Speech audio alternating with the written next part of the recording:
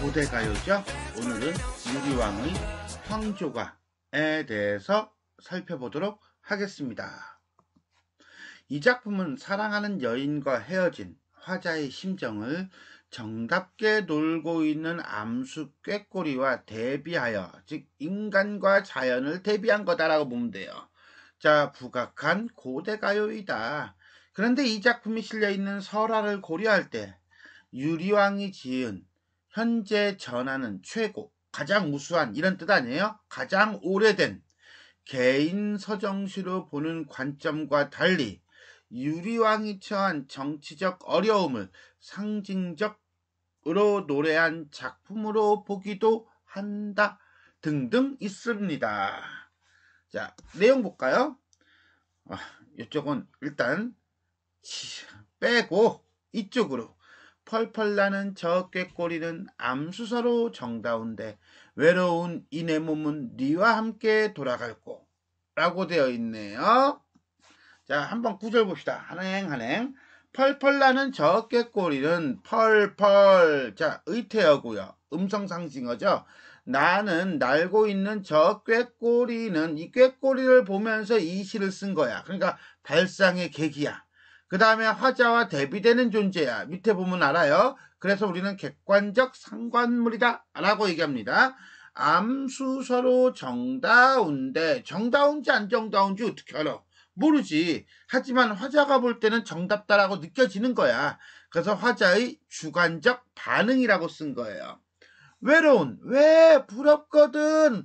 화자의 정서가 직접 제시되고 있나요? 이 내 몸이 누군데? 화자.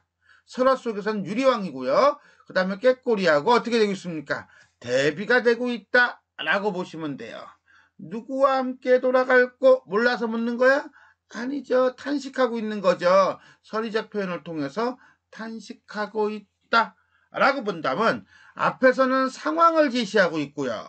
그 다음에 뒤에서는 자신의 정서를 제시하고 있다. 그래서 선경, 후정의 방식을 사용하고 있다 라고 볼 수가 있겠습니다. 자, 그러면 전체 한번 가름해 봅시다.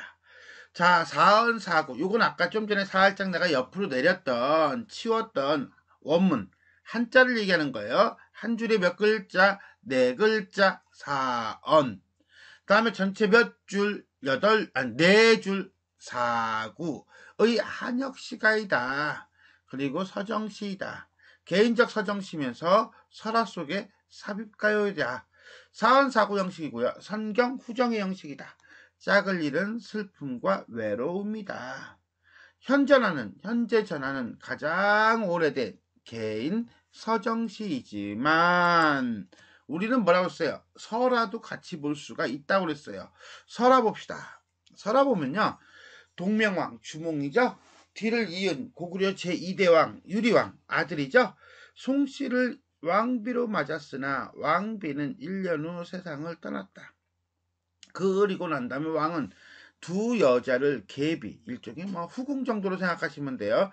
맞이했는데 골천 사람의 딸 화희와 한나라 사람의 딸 치의.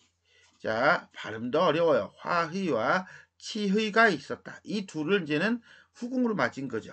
근데 둘은 왕의 사랑을 두고 사이가 좋지 않았다. 그래서 동쪽과 서쪽에 궁궐을 2개를 지어서 따로 살게 하였다. 어느 날 왕이 기산으로 사냥을 나가 7일 동안 일주일 동안 돌아오지 않았는데 둘이서 싸웠다. 너는 한나라의 천한계집으로 어찌 무리하게 구느냐? 치이가 부끄럽고 분하여 확 가버렸다. 왕이 돌아와서 이 말을 듣고 쫓아갔으나 치이는 놓여 돌아오지 않았다. 근데 돌아오는 길에 왕은 쌍쌍이 논일고 있는 꾀꼬리를 보고 느낀 바가 있어. 이 외로움을 읊었다. 그 내용을 보면 좀 황당해요. 그죠? 설화가. 근데 이게 조금 생각을 해봐야 되는 게 화희, 치희예요. 그러면 성만 다르고 이름이 같아? 웃기잖아. 말이 이상하잖아. 그럴 때 여기서 화희 할 때 화가 벼예요. 벼. 치는 꿩이에요. 그렇다면 화희는 농경민족을, 치희는 수렵민족을 싸우고 있는 것을 치고받고 싸우고 있다. 이렇게 이해해도 된다는 거야. 그러니까 설화를 당시 어떤 정치적인 상황으로 보는 거예요.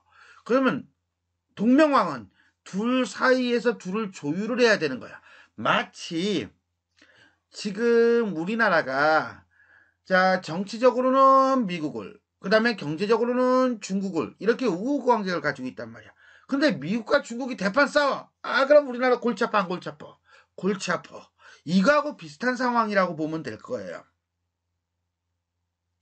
그래서 이 과정에서 시희가 유리왕의 곁을 떠났음은 당시 시대 상황과 결부시켜 볼 때 수렵 경제생활체제에서 농경 경제생활체제로 발전되던 역사적인 단계였음을 추측할 수 있고, 황조가는 이것을 신화적으로 투영한 것이라고 해석하기도 한다.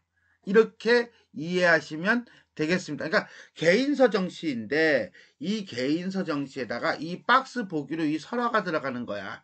그리고 해석하시오 라고 한다면 이렇게 어떤 우리 이제는 경제체제가 어떻게 변하는가, 수렵경제에서 농경경제로 바뀌는 과정을 다루고 있다라고도 해석이 가능하다. 이렇게 보시면 되겠습니다. 화자와 자연물을 대비하여 화자의 정서를 부각하고 있는데 이런 경우 우리가 객관적 상관물이라고 합니다. 객관적 상관물이라고 하는 것은 인물 또는 화자의 정서를 불러일으키는 사물이나 자연물로 정서를 어떻게 간접적으로 뭐하는, 암시하는 정도로 이해하면 되겠습니다. 우리는 머리맡에 엎드려 있는 대로 울음을 다 울었고 아버지의 침상 없는 최후의 밤은 풀벌레 소리 가득 차 있었다. 여기서 우리는 풀벌레 소리를 봅시다. 그러면 이 풀벌레 소리가 맑고 기분 좋은 소리, 상큼한 소리, 어떤 자연의 어떤 아름다움 이런 걸 다루는 건 아니라는 걸 알 수 있겠죠. 왜? 아버지의 침상 없는 최후의 밤이라고 했으니까 아버지가 돌아가신 것이고, 우리는 또 그의 머리맡에서, 아버지의 머리맡에서 울음을 울고 있어요. 그러니까 이 풀벌레 소리는 결국은 우리의 울음이라고 하는 것을 불러일으키는, 환기하는 소재이다 라고 본다면 이거는 객관적 상관물이라고 보는 게 맞겠지요. 반면에 펄펄 나는 저 꾀꼬리예요. 꾀꼬리는 어떻죠? 암수가 서로 정다워요.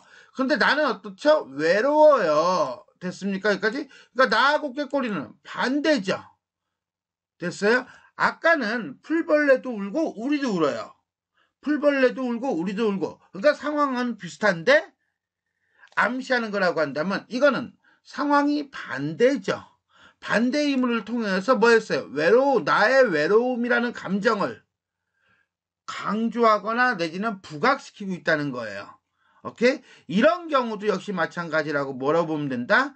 객관적 상관물로 보면 된다. 따라서 객관적 상관물이라고 하는 것은 꼭 비슷한 상황 내지는 비슷한 장면만 가지고서나 객관적 상관물을 만드는 것이 아니라 대비되는 장면, 대비되는 상황 가지고도 객관적 상관물을 만들 수 있다라는 점 이해하시면 되겠습니다. 자, 지금까지 우리는 유리왕의 황조가에 대해서 살펴보았습니다. 지금까지 내용이 도움이 되셨다면 좋아요와 구독 버튼 눌러주시고요. 알람 설정 부탁드리겠습니다. 수고하셨습니다.